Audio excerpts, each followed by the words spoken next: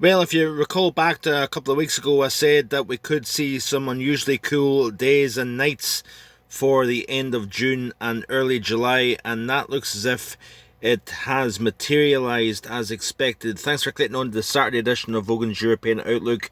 These were the high temperatures yesterday across the British Isles, and I want to particularly focus in on Scotland because Aviemore yesterday only reached a high of 9.6 Celsius, and which is very, very cool for the end of June. 10.7 at Loch Lascarnock. Of course, just several days ago we've seen the coldest June night since 2012 in Altnahara. So of course we had a cooler summer solstice this year compared to what we had a winter solstice back at the end of last year. And with these daytime values, it is very impressively chilly for the time of the year. And I think UK wide, really, temperatures 12, 13 degrees. On the Yorkshire coast, we had 11.4 Celsius. So very, very cold, very, very chilly for the time of the year.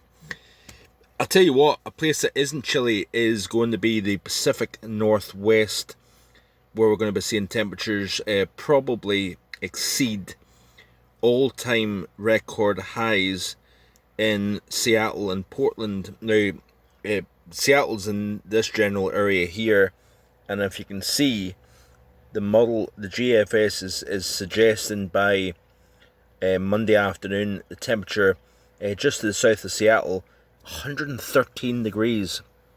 The all-time record is 104 back in 2009, and Portland computer models are indicating temperatures well into the 110s. The all-time record here is 107 degrees, and the model even indicating close to the Oregon-Washington border, 120 degrees. So and this is going to be a multi-day heat wave for this region here. Now, it does at times get hot. It is a typically cooler part of North America here. Of course, it is typically quite a wet area, but you can still get heat. And but this is going to be off the scale heat. There's no question about that. Of course, we're also talking about very hot conditions across eastern parts of Europe, where we're seeing a record June temperature for Moscow, for St. Petersburg, and Hungary. We've seen the first 40 Celsius on record for the month of June. So what about the UK? What about Europe overall in the coming days? I want to skip back to the last 24 hours or so. And of course, we've had dominance of low pressure here over Iberia, over France. Temperatures actually slightly below average across Spain, about average over France, and then further north across the UK, we've had above normal temperatures for the month of June overall. Now, as I skip through the loop, this is what took place, and this is why we've seen the chilly weather that we've seen over the UK, because we had a feature drop south over the British Isles. What we've seen is a lot of cloud cover, damp conditions. Aviemore yesterday afternoon, middle of the afternoon, the temperature was stuck at 8 degrees under rainy skies, and that breeze actually felt pretty cold. So certainly atypical of the time of the year, that's for sure.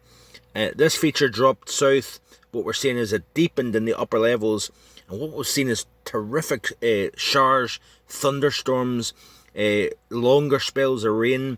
It's been really quite a miserable month of June across parts of northern France and across the southern portion of England and Wales. It has been pretty wet. We've seen nearly double the amount of rainfall you would typically expect across southern areas. A different story up across northern England, across much of Scotland, Northern Ireland.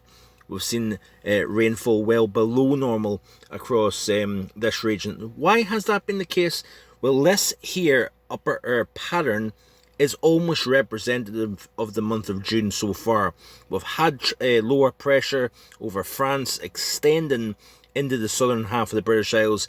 We've had arms canopies of rain move from France across the Channel and into the southern portion of the UK. We've seen that quite frequently during the course of June. We've also seen higher pressure across the north of the UK, hence why we've seen less in the way of rainfall. But this is the ECMWF. I quite often show the GFS, but I want to show the ECMWF just for a little change. And you can see here, as we skip forward, what's going to take place is this area of low pressure is going to kind of move away as we press through the course of the upcoming week. We're going to see a little bit more in the way of warmer weather and drier weather, but then we'll have lower pressure always coming close to the UK as we push towards the end of the upcoming week and into the weekend here. And I think what's going to happen is we're going to start to see lower pressure once again regroup over this general region here across France, extending into the southern half of the UK. I think we're always going to be drier and somewhat warmer compared to average, at least across the northern half of the British Isles here. So I think the overall theme will continue moving from June into the month of July, that we see low pressure never too far away, but always kind of holding ground over Scandinavia. We've got these kind of cut-off lows that are crossing the Atlantic. We've got a build-up of heat eventually into the northeastern half of the United States, but once that trough then drops into the eastern half of the United States, we're going to start to see these little cut-off lows divorce from the main jet due to higher pressure further north. But these areas of low pressure will always kind of conga line across the Atlantic and moving into the southern half of the British Isles. So I think we're going to continue to see this type of theme as we go forward here overall. So that's it for today. Hope you have a great day. Back probably on Monday with more. Bye for now.